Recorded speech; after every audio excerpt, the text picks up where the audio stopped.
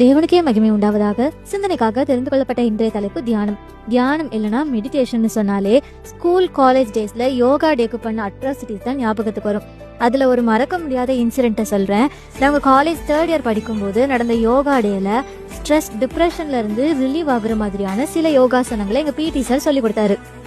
எல்லா ஆசனமும் முடிஞ்ச பிறகு ஒரு 10 நிமிஷம் ரிலாக்ஸ் மோட்ல கண்ணை மூடிட்டு படுக்க சொன்னாரு. நாங்களும் படுத்தோம்.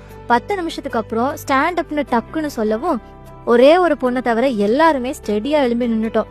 இப்போதான் வேடிக்கையே ஆரம்பம். தூங்கிட்டு இருந்த அவளை பார்த்து எல்லாருமே ஃபன் பண்ணி சிரிக்க ஆரம்பிச்சிட்டோம். ஆனாலும் அவ எழும்பவே இல்லை, சரியான தூக்கம்.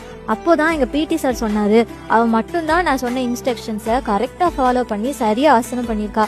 இப்போ சிரிக்கிற நீங்களும் கரெக்டா பண்ணியிருந்தா அவளை மாதிரியே நீங்களும் தூங்கியிருப்பீங்கன்னு சொன்னாரு.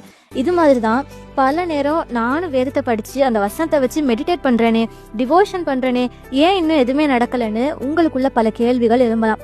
இதுக்கான ஆன்சர் யோசுவா 1:8 இருக்கு.